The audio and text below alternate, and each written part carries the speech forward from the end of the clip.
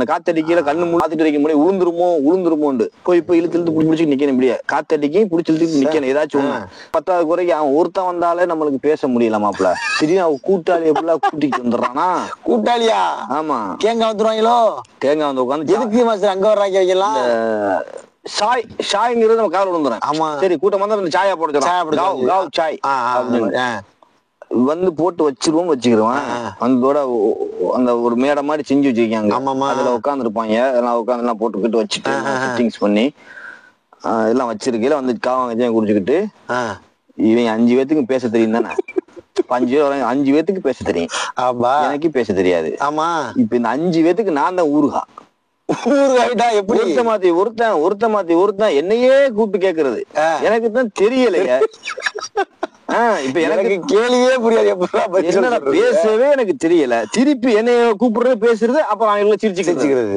அப்புறம் இன்னொருத்தன் கூப்பிட்டு பேசுவாங்களோ அவன் சிரிச்சுக்கிறது கட்டுப்புல எனக்கு என்னதான் செய்யறதுன்னு ஒன்னும் புரியல என்ன இப்படி வந்து ஒருத்தன் வந்து மாட்டிக்கிட்டானடா என்ன செய்யுது ஒரு பக்கம் தப்பிச்சு போக முடியல ஒரு பக்கம் இவங்க வந்து டார்ச்சரு இன்னொரு பக்கம் இருக்க முடியல 3 மாசம் பொழுது ஓடணுமா அப்ப கல்லுகளை இறக்கி மனசுக்குள்ளேயே நானே பேசிக்கிறது நம்ம கூட யாராச்சும் ஒரு ஆள் இருக்கிற மாதிரி நானே கற்பனை பண்ணிக்கிட்டு ஒரு ஆள் இருக்கிற மாதிரி நானே கற்பனை பண்ணி மனசுக்குள்ளேயே பேசுறது மனசுட்ட ஒரு ஆள் இருக்கிற மாதிரி வச்சுக்கிட்டு நானே பேசுறது அதுட்ட ஐயா அது இப்படின்னா வேற பேசணும்ல இப்ப தமிழ் யார்ட்ட பேசணும்லடா யார்கிட்ட பேசுறது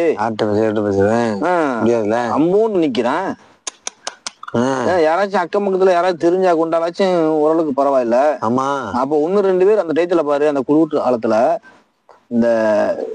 இந்த சாப்பாடு அந்த நைட் நேரத்துல ஆக்குவாங்க இப்ப ஆரம்பத்துல நமக்கு இன்னும் ஆக்க தெரியாதுல்ல ஆமாமா இது ஆக்க போகும்போது ஒரு பெரிய ஃபேமிலியா வந்துருவாங்க அந்த ஏரியாக்கு அந்த இடத்துக்கு வந்து அந்த கருப்பு கலர்ல ஒரு அந்த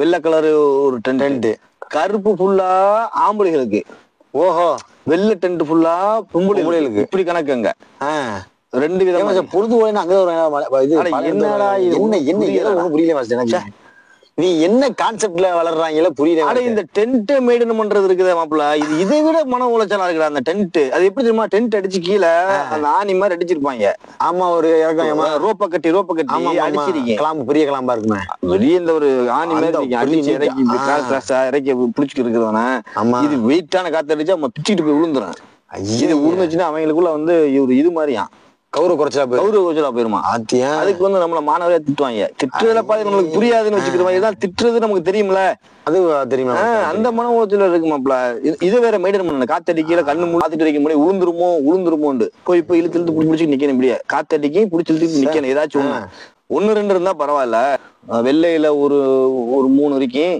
கருப்புல ஒரு 2 இருக்கேன் ஐயா ஒண்ணு மாத்தி ஒண்ணு விடிய புடிச்சு இழுத்து நிக்க இங்கிட்டு இழுத்து விட்டா அந்த காத்து எந்த டைரக்ஷன் அடிக்கும் அந்த பக்கம் இழுத்து விட்டுக்கிறேன் அப்ப அந்த கம்பி இழுத்து பிடிச்சுக்கிறேன் அதுக்கு ஆமா அதே எல்லாரும் சுத்தி பாத்துட்டு இருக்கணும் நெஞ்சுலாம் படன்னு அடிக்குமா போல விடிய தூங்காமே கிடப்பான் இது கீழே விழுந்துரும் இது ஒரு பொழுதுபோக்கா திடுறாங்க இங்க வந்து உட்காந்துக்கிட்டாங்க வீட்டுல இடம்ல இருக்கு அந்த வேகமான காத்து அடிக்கல அந்த ஆடும் பாரு மாப்பிள்ள நான் இருந்த ரூமு இப்படி ஆடுச்சுன்னா உன்னால தூங்க முடியுமா ஏற்கனவே நம்ம வந்து டிப்ரெஷன்லயே கிடக்கும் இதுக்கு ஒரு விடை கிடைக்காதாடா அப்படின்னு கடவுளை மட்டும் பிரார்த்தனை பண்ணிக்கிட்டே கிடக்குறான் எப்படியாச்சும் இங்க நான் தப்பிச்சு போயிடலாம் ஏதாவது ஒரு வகையில ஒரு வழி வந்துருமா அப்படின்னு ஒரு எனக்குள்ள ஒரு எண்ணம் வந்துட்டு இருக்குது ஏதாச்சும் ஒரு வகையில ஒரு உதவி நம்மளுக்கு கிடைச்சிருமா எப்படியாச்சும் நம்ம தப்பிச்சு ஓடிடுமா யாராச்சும் ஒரு ஆள் கண்ணை தட்டுப்பட மாட்டாங்களா அப்படின்னு அப்ப எனக்கு ஒரு நம்பிக்கை என்ன தெரியுமா சட்டுன்னு ஒரு யோசனை வந்துச்சு எனக்கு எப்படி யோசனை வருதுன்னு பாருவான் இதெல்லாம் காலங்கள் கிடக்குது 1 வாரம் 2 வாரம் 3 வாரம் 4 வாரம் 1 மாசம் அப்படி ஓடுது 1.5 மாசம் ஆகுது அது வரைக்கும் என்ன யோசனை வருது இப்ப இங்க இருக்கிறது ஒரு டேங்கு ஆமா இந்த டேங்கு தண்ணியை ஃபுல்லா திறந்து விட்டுருவோம் அப்ப திறந்து விட்டுட்டோம்டா தண்ணி ஊத்துறதுக்கு எப்படி ஒருத்தன் வருவான்ல ஆமா இப்படி ஒரு யோசனை வந்துச்சு யாராச்சும் வருவாங்க அவங்கள்ட்ட ஒரு சிக்னலை கொடுத்துருவோம் அது யாராச்சும் ஒரு இந்தியாக்காரனா இருந்துட மாட்டானா அப்படின்ட்டு நம்பிக்கை நம்ம நாட்டுக்காரனா இருந்தா என்ன கூடி நம்ம விட்டுட்டு போக மாட்டான்னு சொல்லிட்டேன் அப்ப நம்ம நாட்டுக்காரனாச்சும் வந்துருவாங்க வண்டி ஓட்டிக்கிட்டு சொல்லிடுவோம் அப்படிங்கிற ஒரு நம்பிக்கையில அப்ப இதை திறந்து விடுறதுக்கு எனக்கு ஒரு யோசனை திறந்து விட்டா தண்ணி காஞ்சி போச்சுன்னா பரவாயில்ல அங்கக்குள்ளே கட்டி கிடந்துருச்சுன்னா குளிர் காலம் வேற அப்ப காலைல திட்டுவானோ அப்படின்ட்டு அப்ப திறந்து விட வேணாம், நம்ம சும்மா அள்ளி அள்ளி அங்கிட்டு இங்கிட்டு ஊத்தி ஊத்தி தண்ணி அந்த வீணி வரையும் செய்யக்கூடாதுதான். ஆமா, இதுதான் எனக்கு வேற ஆப்ஷன் கிடைக்கல. அது ஒரு ஐடியா வந்துச்சு எனக்கு. அப்ப அப்படி இப்படி ஒரு மாதிரியா தள்ளி கிள்ளி விட்டு ஒரு 2 வாரத்துல தண்ணி முடிஞ்சிருச்சு. அப்ப ஒரு நம்பிக்கை, தண்ணி சொல்லியாச்சு. மோயா அதுக்கு பேரு. தண்ணின்னா மோயா. மோயா மோயா மோயா. ஆமா மோயா தான். சரி, மோய் மோய் மோயா. சரி, மோயா மோயின்னு சொல்லுவாங்க. அப்ப அந்த மாதிரி இருக்கையில தண்ணியா அவருக்கும் தெரிஞ்சிருச்சு. அடுத்த வாரம் தண்ணி இல்ல, முதலாளி வந்து போன் அடிச்சு சொல்லிட்டாரு இந்த தண்ணி டேங்க் கொண்டுட்டு வர்றதுக்குன்னு.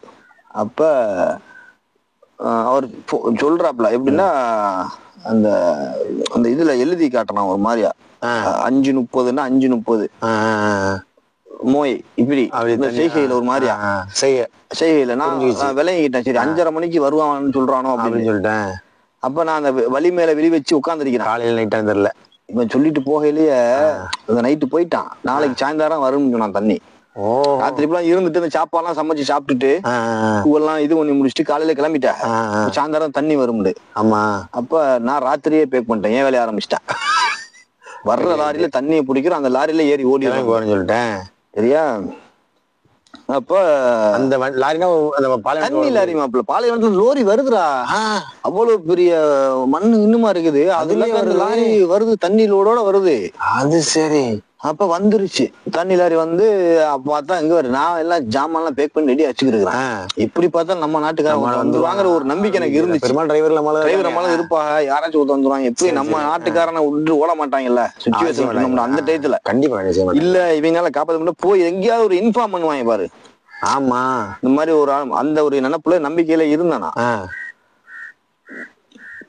தண்ணி வண்டி வந்துருச்சு. வந்து பார்த்தா அவங்களும் அதே செட்டப். அரபுக்காரன் காட்டுற போல. ஏன் நேரமோ என்னமோ தெரியல, அதே செட்டப். இப்ப என்ன செய்யறதுன்னு எனக்கு ஒரே யோசனை.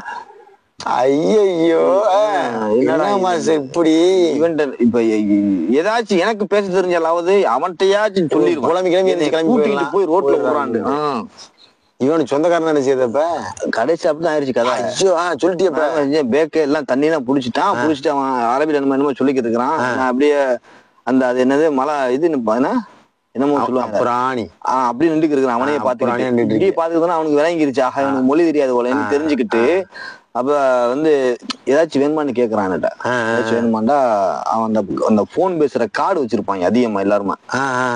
அந்த டயத்துல அரபிக்கார அந்த கார்டு இருக்கு, அந்த 10 வெள்ளி சாபா கார்டு. ஆமாமா, 10 ரியால் 50 ரியால் இருக்கு. அது எல்லா ஷாப்பும் இருக்கு பெரும்பாலும். அது வந்து இந்த மாதிரி யாராவது ஒன்னா கொடுப்பாங்க நினைக்கிறேன் அந்த கார்டு. இதை வச்சு போன் அடிச்சு பேசிக்க ஊருக்கு. அது அதெல்லாம் இருக்குதுங்க. அது எல்லாத்தையுமே பெரும்பாலும் பாத்துட்டேன் கார்டு.